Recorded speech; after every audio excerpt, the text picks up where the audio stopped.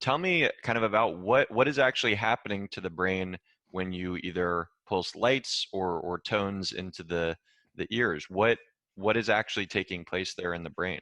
Yeah, I'll start with the lights. Well, you know, the whole concept of entrainment means you've got a frequency of some kind of stimulation into an organism, and the organism will respond with the same frequency somehow. In the case of us, you know, we're putting lights and tones into the eyes and ears, and we're seeing the brain waves respond with a matching frequency. And that's the whole concept of entrainment, which was discovered in 1934. However, that's all they looked at. And it was a long, long time, like 60 years or so, before they had sophisticated enough equipment with PET scans and MRIs and things like this before they could look at deeper aspects of entrainment. So everybody thought it was a frequency thing. It turns out frequency is the least of what entrainment does. It drives up cerebral blood flow. It dissociates people in a meditative way that is very powerful. Almost everyone with a psychological issue has anxiety as a side effect of being in dysfunction. And it just melts that tension. Of course, when you have anxiety, it not only does it really stress your adrenals, but it really cranks up norepinephrine in the brain, shuts down serotonin, and shuts down frontal cerebral blood flow. So you become ADHD-ish, you become impulsive, you can become aggressive, and you're tired. And almost everybody with any psychological issue has those as comorbid conditions or symptoms. And so entrainment shuts that process down extremely effectively. And we use it for trauma, PTSD. War vets are using it a lot. First responders use it. Stressed out medical workers right now dealing with COVID are using it.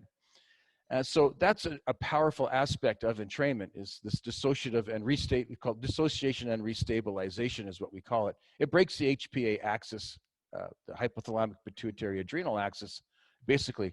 But it does other things. It drives up cerebral blood flow very significantly.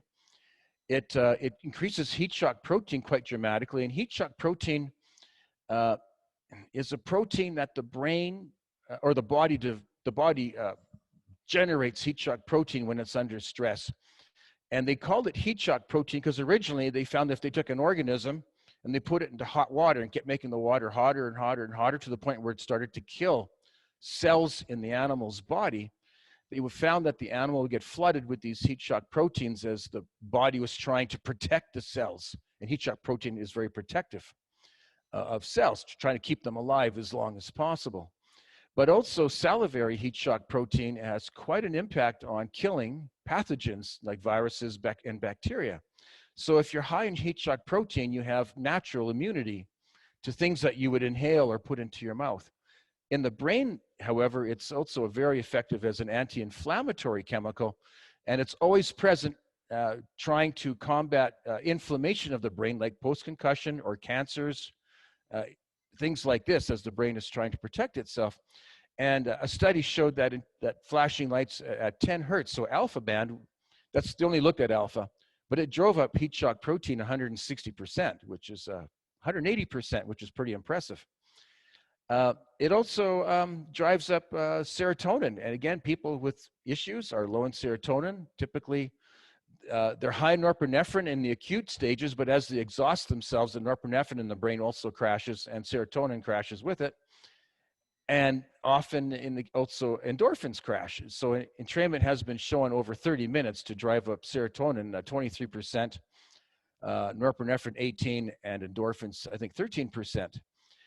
So there's a whole neurotransmitter side to it. And then a study done by Singer and her group found that entrainment was very effective at driving up non-inflammatory cytokines, which again are very important for brain function.